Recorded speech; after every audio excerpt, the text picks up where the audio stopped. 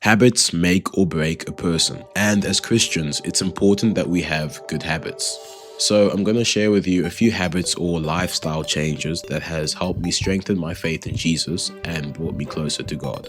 The first thing is to spend more time with fellow believers. As human beings, we are all very different. And because of that difference, we tend to have our own ways of thinking and our own ideas, leaving us blind to other options in our life. Let's say you are an extremely hardworking guy and you have a friend called Bob who is a very relaxed guy. Now, if you weren't friends with Bob, you'd be working all day, every day, way too hard, and you would not remember to relax.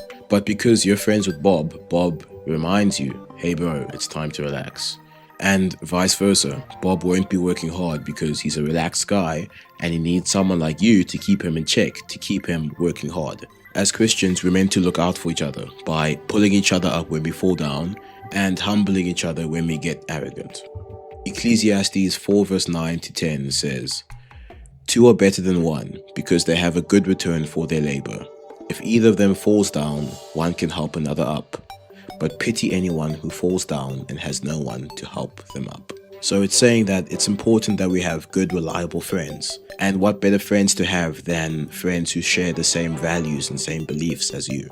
I'm not saying you can't be friends with people that aren't Christians, no. But what I am saying, it would be better to have Christian friends. Let's say you have friend group A, and all these people aren't Christian, they do what they want, right? And on the weekend, they all want to go out partying and do a bunch of crazy stuff. You're going to want to go out to party and do a bunch of crazy stuff so you don't feel left out. But if you have friend group B who go to church or youth and they're all reading their Bible, you're going to want to do that too so you don't feel left out. And eventually you'll go from reading a Bible because your friends are doing it to reading a Bible and spending time with God because you want to do it, which ultimately will strengthen your faith and bring you closer to God. The second thing is being more authentic in your prayers. For a while, I used to be such a shallow prayer, if that's even a term. So like before I went to bed, I'd pray not because I want to, it's because I had to, It's something my parents taught me to do. So I'd say, thank you for my bed, thank you for my food, thank you for my family, please forgive me for my sins. I pray you wake me up the next morning and amen. And then I head off to bed. And I'd say like the same thing every single day.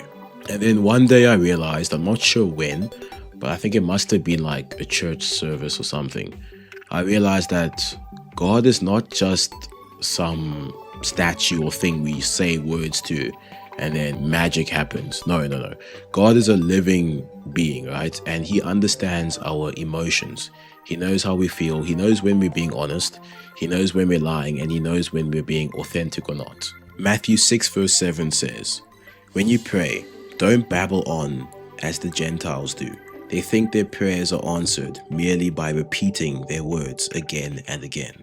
So it's so much better to have a genuine and more authentic prayer or time with God, where you're more intentional instead of just listing a bunch of random things and praying strictly out of routine.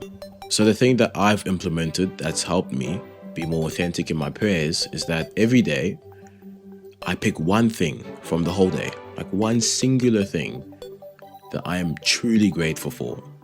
And then I'd express my gratitude to God. I actually think about it, stuff that built up to that, stuff that came after that, and I talk to God about that and have a genuine conversational chat with God instead of just listing everything. Thank you for the food, thank you for my bed, you get what I'm saying. And I feel like when I talk about that one thing, I am a lot more closer to God.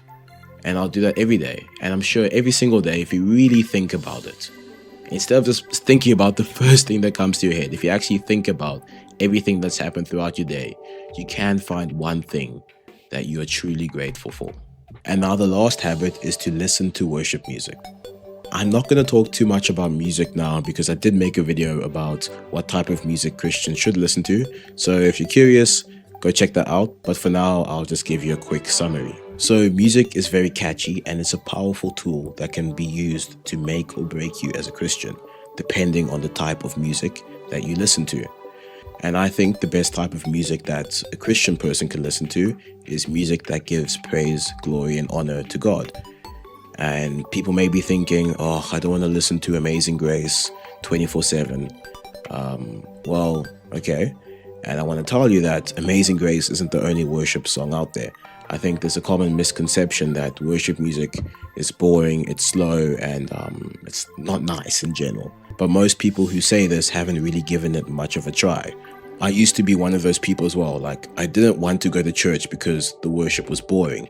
But eventually, when I actually gave worship music more of a try and I listened to it for more than a month, I know that sounds quite long, it actually did grow on me.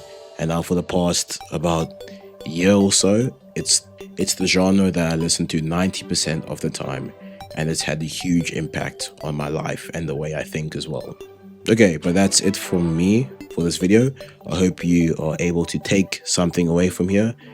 And if you have an opinion about something, leave it down in the comments. I will try my best to respond to it, and may you have a blessed day further.